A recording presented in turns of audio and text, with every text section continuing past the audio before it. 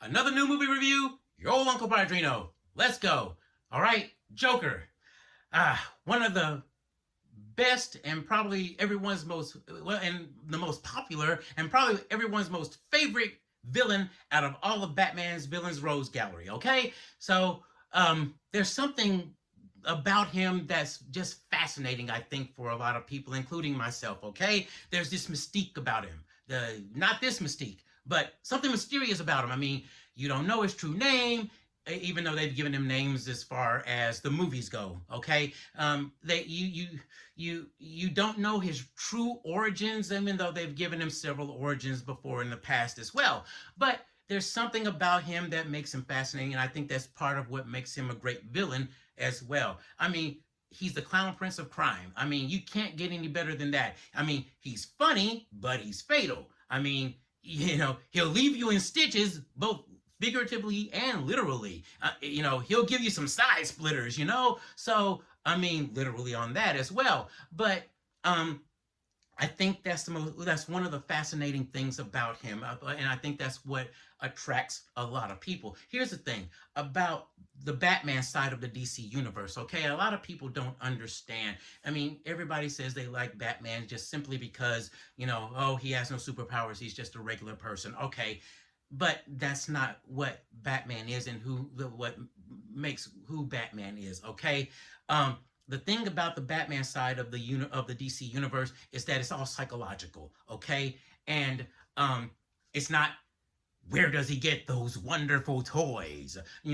It's not that. It's the psychological aspect of him. And the thing is, Batman and Joker are two sides of the same coin, okay? They're both yin and yang to each other, okay? They both suffered they both have this defining element of tragedy in their lives that steered their lives on different paths. Okay, one took the path of fighting for justice and being a hero. The other one took the path of destruction and chaos and getting joy out of watching others suffer. Okay, that's the joke for him. All right, and I think I think the fact that they even acknowledge the fact that they know that mentally there's something wrong with them. In an episode of Justice League Unlimited, This Little Piggy, great episode, Batman admits to Wonder Woman, he says, "You come from an island of immortal warriors. I'm a rich kid with issues, lots of issues." So he knows, R.I.P. Kevin Conroy, but he knows that there's something wrong with him, okay? And Joker has even admitted as well, "I'm already crazy." So they are very much well aware of the fact that there's something wrong with them on a mental level, okay? And the fact that also, I think they almost kind of need each other, and they almost they need each other to an extent, because I think Batman sees Joker as something that he could turn out to be if he's not careful, and a kind of a reminder of what he could have done with himself had he not chosen another path. Okay, I think Joker just needs Batman just simply because he needs someone to keep him going. He needs someone to try.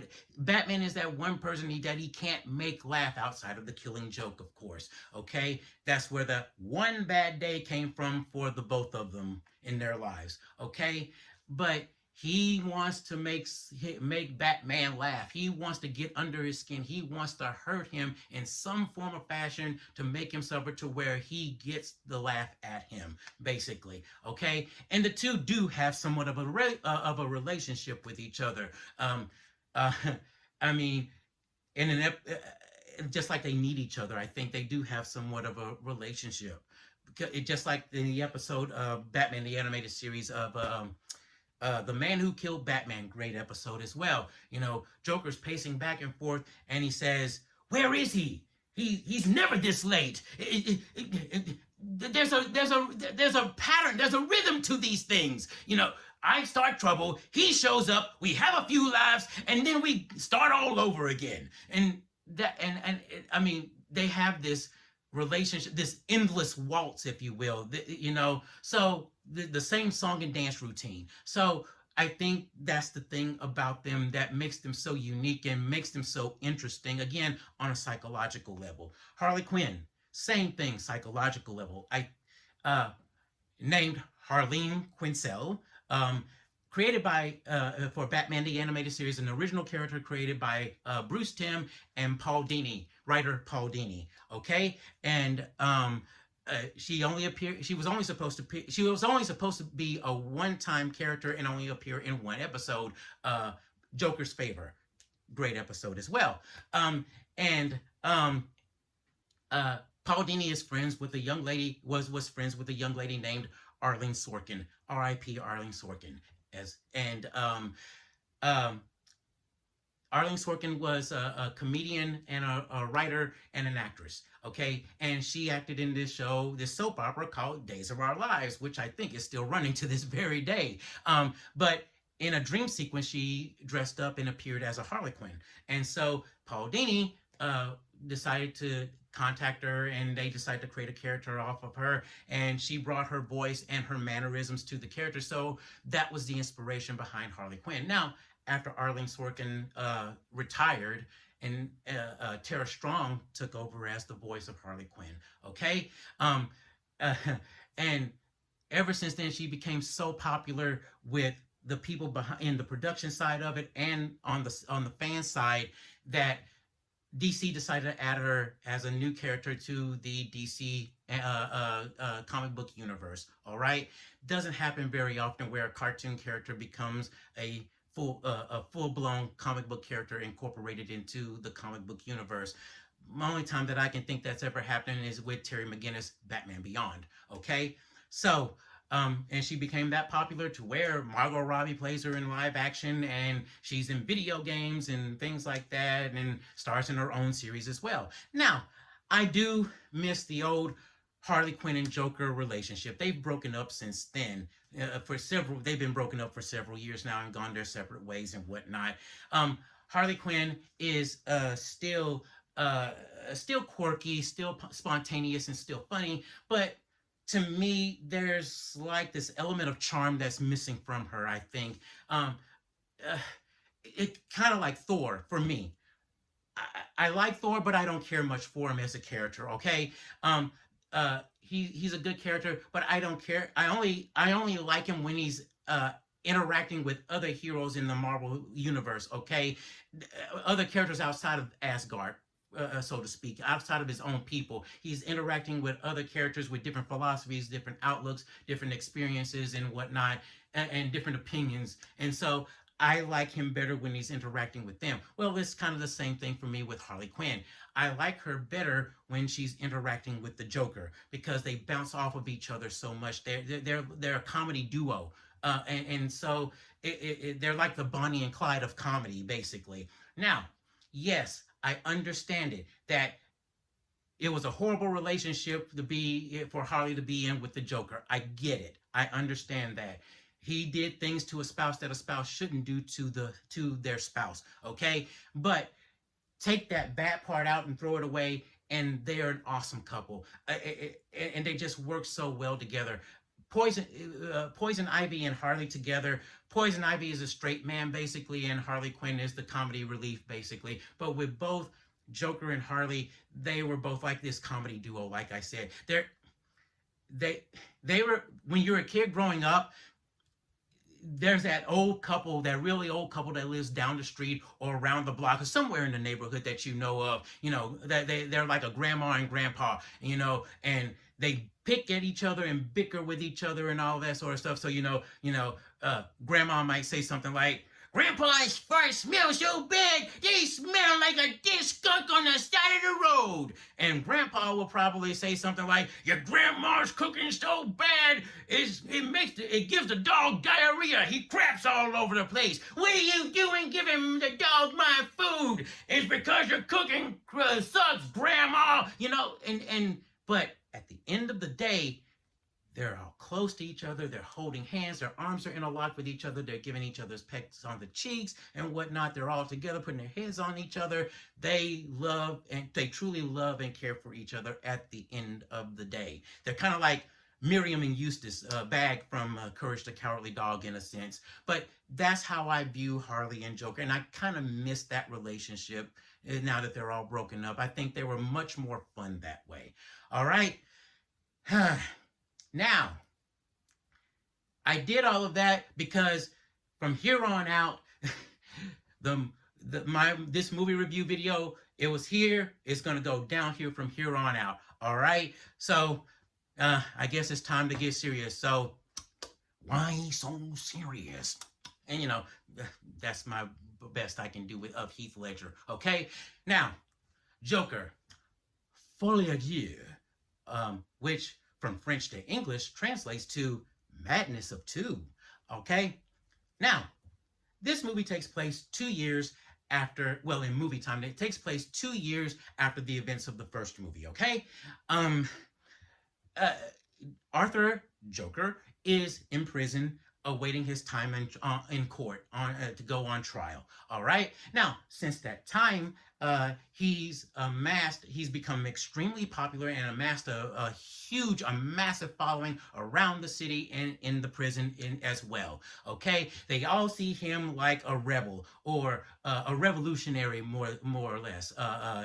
Going against the man, going against the machine, man. So, they all kind of look up to him, okay? Because he's what's the term? What's the phrase? I can't remember. But anyway, while in prison, his lawyer is trying to convince him and the public as well that his actions were out of character for him, that he wasn't himself when he killed those people in the first movie and committed all those crimes in the first movie, all right? So while in prison, Arthur and locks eyes with this young lady named Harley Quinzel, or Lee Quinzel, as they're referring to her in this movie. All right, they lock eyes, they start up a conversation, they hook up, and they're a couple. Okay, they're a thing, they're an item now. All right, and they cause all kinds of chaos and shenanigans, both in and out of prison, both in and out of the courtroom and whatnot. And that's basically as far as I can go as far as the story goes, all right? Not that it matters because I'll get to that, but you probably won't see it anyway. But just in case, that's about as far as I'm going to go with this story, okay? Now, the good stuff. The good stuff are the actors. You're going to always get the best from Joaquin Phoenix, I think, in my honest opinion, okay? He never phones it in, and he doesn't phone it in this one. I mean, he still acts like Arthur Fleck as he did in the first one. He still does a great job in this, okay? Lady Gaga does a wonderful job as well. Now, at first, I was kind of curious as to why that they would pick her. Well, I'm not curious. I wasn't curious. I shouldn't say I was curious. I was curious on one end, and that was on the acting end of it. Okay, but let me explain. But she does do what she was hired to do, which is her talent, which is singing. Okay, but her acting is wonderful as well. Now, I've never seen her act in anything. I've only seen her act in not seen, but heard her act in an episode of The Simpsons. That's about as far. I've never seen A Star Is Born. Don't have any plans on watching it. This is the 4th iteration of the movie anyway, from my understanding, and I still haven't seen any of the first 3 anyway. But anyway, she does a great job in this, and I think that she was the perfect fit for this. Why? Because if you've watched Joaquin Phoenix in interviews and whatnot, he's a very eccentric actor. He's very quirky, okay? Thinks outside of the box, okay? And with Lady Gaga, she's the same way. She's a very eccentric artist as far as her music goes, and very quirky as well as far as the music goes, all right? So those two being the way they are, I think the casting was perfect, and they work extremely well together as a couple in this movie, all right, acting off of each other in this movie, okay? So I have no complaints about her or anything like that. I mean, there are only a handful of songs that I like about her that I like that came from her, but not. But she's a good, great act. She's a good actor, and she's got some great songs, and I like them for the most part. From her, from her past recordings. Boy, I sound old saying that. But anyway, other thing, the actor. There is as far as actors go, there is one powerful scene in this movie in the courtroom, and I can't think of the actor's name, and I can't even remember the character's name in this. But man, he delivers. He really delivers. Really, really delivers. I mean, if I were a juror and I heard him speak and deliver this performance, man, it's like, dude, I'm with him. Okay, you've convinced me. I mean, he's really good in that.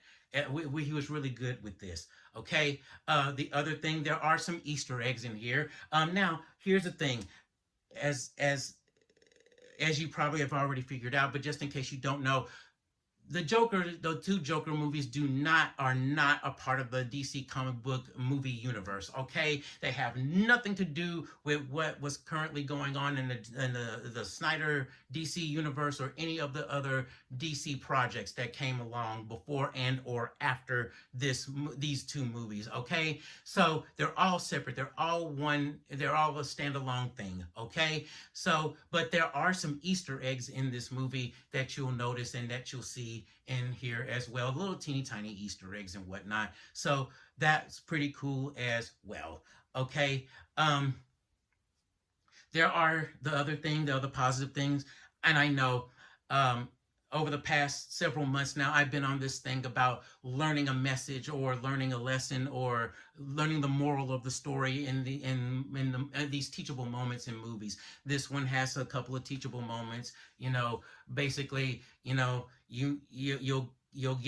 climb very high, but beware, you'll eventually fall at some point. Another one is, be careful of the people you let into your lives, because they may not have your best interest in mind. You can talk to Hammer about that as proof of that. And another one is, it's just like the movie Transformers one as well. Uh, don't meet your heroes and don't idolize people, because they may let you down or they may disappoint you in the end. Okay. um that's about all of the positives that I can come up with. Now for the bad stuff. Okay. Number one, uh well well number one, there shouldn't have been a sequel to this movie. I mean, there shouldn't have been a sequel to the first movie. This should not have existed. It shouldn't have. Okay.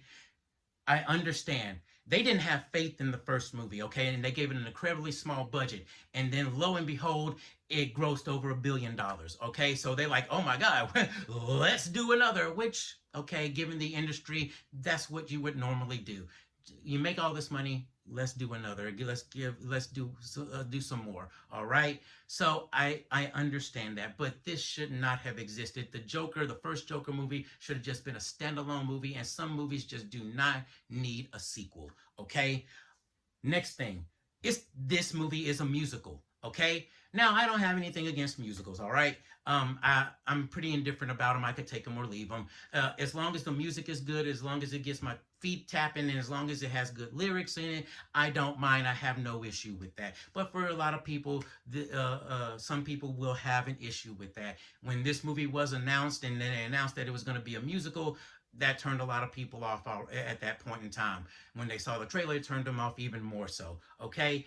Now, but me personally, I have no issue with it. I mean, look, from the first Disney animated movie, Snow White and the Seven Dwarfs, all the way up to the more recent Disney animated movie. I mean, hey, I'm used to characters breaking out in song. I mean, that's nothing new to me, especially when you look at the Renaissance era of Disney animated movies from the 90s.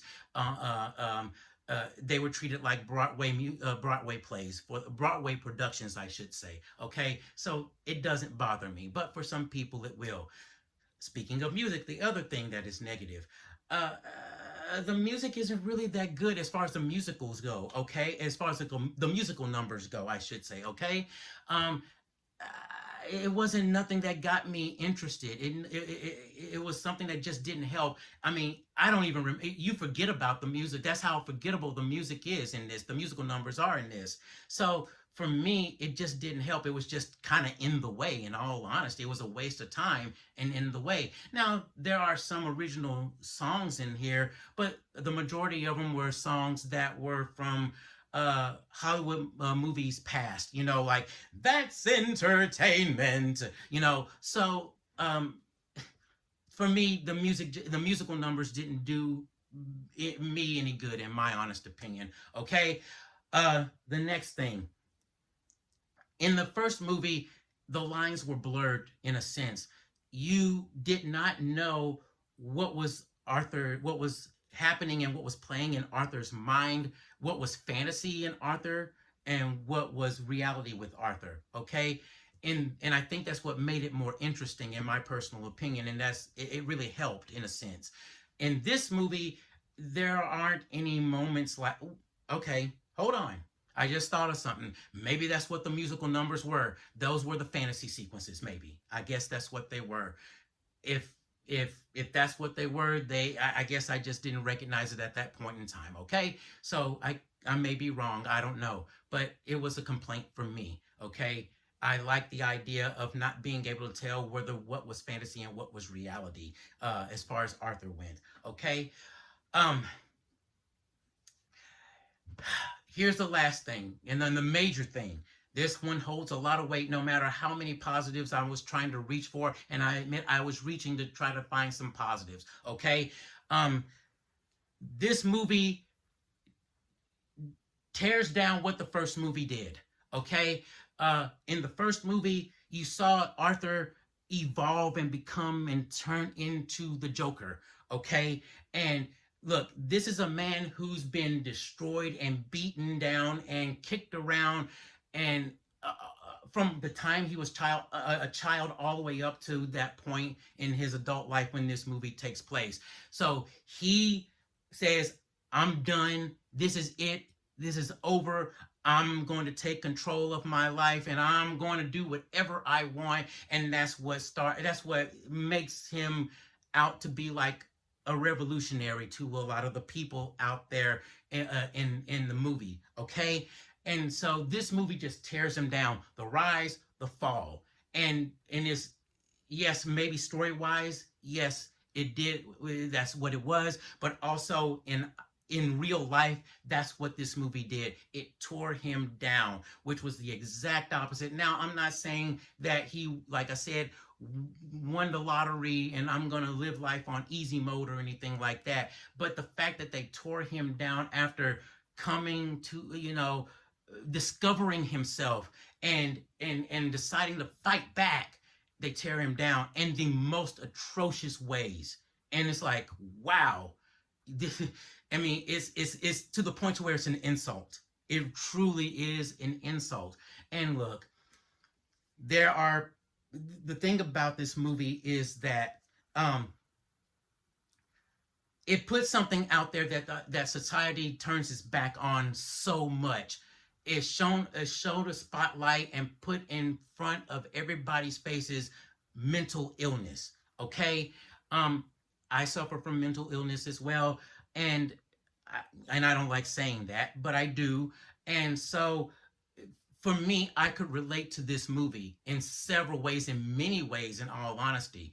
And the fact that there are particular groups of people out there who think they're better and who are morally superior and whatnot, tearing down other groups of people simply because, you remember when the first Joker movie came out? Everybody was all up in arms. Oh, because of what happened in The Dark Knight and people got killed in the theater. Fear and panic and scare and blah, blah, blah. And if you go watch this movie, Joker movie, you're gonna...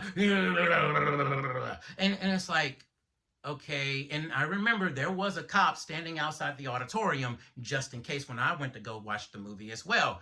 So, but the funny part is, less than a month later, Frozen 2 came out, and an incident happened that involved a blade of some kind.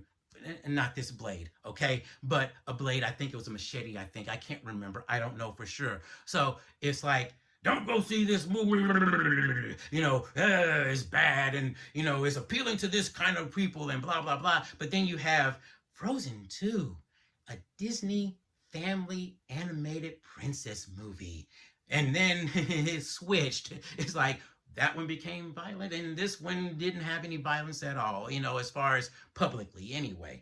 So, but I think that's where this movie got what it was, because it was so relatable to a lot of people who are down. And look, people who aren't suffering from mental illness, or people who do, or who have had traumatic experiences in their life, they may not need it. They may not need therapy. They may be able to power on through and move on and do whatever, and that's great, excellent.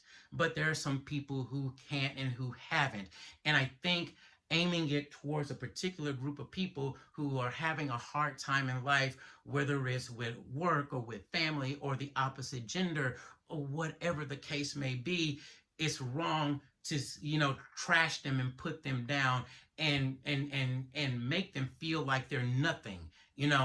I use the example. I'll give you an example. Okay, you have your people who give up their lives, for the betterment of other people, for our society, whether it's by being in the military and serving our country and protecting our country, or whether it's being serving and protecting our cities, and like police officers and firefighters and whatnot. You have people who don't make it back alive, so their families are suffering, and they may suffer in various ways. All right. Then you have people who do manage to make it back, but they're traumatized. They have PTSD. They may be disfigured. They may have lost some limbs or something like that, or they may have seen something that's horrible. They may be nurses or doctors in a hospital, and they see a patient with who knows what happened to them, and that can be traumatizing and mentally and emotionally draining, and just horrible. And for veterans and for people like that, when they come back, they're thrown away and forgotten about.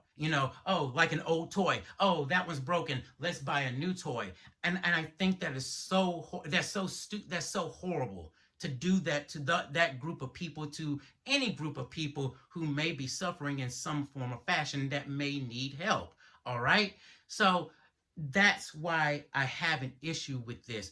It does the reverse of what the first one did. Now, maybe that was intentional. Maybe they wanted to try to teach the lesson the lessons that I had just explained that were positives a little bit ago. But I don't know. Me personally, I think that it was wrong to do that. Okay. So, but we always talk about representation, okay? Over the past several years, representation. I want to see more people that's my skin color. I want to see more people that are my gender. I want to see more people that are my sexuality. And I'm sorry, you may not agree with me. I'm going to make people mad with this review, I guess. But I think that's stupid, okay? It's completely and totally stupid. And you can disagree with me if you want to. I don't care, okay? I'm going to tell you the story, and I may have told it to you before, but tough luck. Okay, here we go again. All right. So when I was growing up, I wanted to be a cartoonist. Then I changed my mind, and I wanted to be a cartoon animator and a voice actor for cartoons. Okay. Now, the majority of the people that I aspired to be and that inspired me were all men and all white. Okay, I did not need to see someone with my same skin tone. I did not need someone who was my gender. Now, when it came to voice acting, it was 50-50, I think, for the most part. Half men, half women. But the majority of them were white, and they're only like maybe a dozen who were people of color, probably. Okay, but I did not care about what they looked like. All I cared about is, tell me what you did and tell me what I can do, so I can do what you do, and so I can do it too, and hopefully do it alongside with you as well. That's how obsessed I was. That's how passionate I was. That's how possessed I was about that. I could not do it. Double negative, I know. But I think that is so shallow and so superficial, okay? I think when we need what we need representation in is on the mental and emotional level. All right, I think we need it on mental illness. I think we need it when it comes to Down syndrome, when it comes to people on the autistic spectrum, people who are probably intellectually disabled as well. If you see someone who has this mental illness or this or that or the other, and you say, "Oh, they can do it, then I can do it." That's great. That should be inspirational enough right there. Not just because you look like me or because you have the same sexual feelings that I do, things like that, or what we do in the bedroom and whatnot, basically. Okay, so that's where I draw the line on a lot of things, and that's where I draw the lines on this. You have a bunch of people, particular people, who thought they were morally superior and better and just thought they could just trash people who could relate to the first movie. And that's not right. And I'm against all of that. Okay? So, and I'm not naming any particular groups because I don't want to start crap. I probably already did anyway. Then again, I'm probably exaggerating. But anyway, as far as this movie goes, I say avoid it completely. Okay? Just avoid it. It's not worth your time. It's not worth your money. The movie is about 2 hours and some odd minutes, and it's very long, and for the most part, kind of boring and a little uninteresting. The musical aspect of it doesn't really make that much of a difference, in my honest opinion, but it may work for some of you. But if you're curious, don't waste your money going to a theater. Wait until it streams, which will be on, it'll probably be streaming by the end of the year on Max, because it's owned by Warner Brothers. Okay, so that's how I look at this movie. All right, it's sad, in all honesty, that you made a great movie and then you turn around and made a sequel that was trash. Okay, so that's what I think of this movie. Proceed with caution. Enter at your own risk. All right. Trust but verify. Whatever the case may be. Okay. So, just as Joker said in one of the episodes of Batman the Animated Series, Joker's Millions, not Minions, but Millions, he said, "I'm crazy enough to take on Batman, but the IRS? No, thank you." Well, I'm going to change that line. "I'm crazy enough to take on Batman, but to watch this movie? No, thank you." So that's my initial feelings about this movie. All right. So, Stanley, take us out, will you? That does it for this episode of the No Spoiler Show. And remember, if it comes from Brand Eck, which is my nickname for DC Comics, it must be spoiled. Tune in next time. Until then, Excelsior! Make mine Marvel.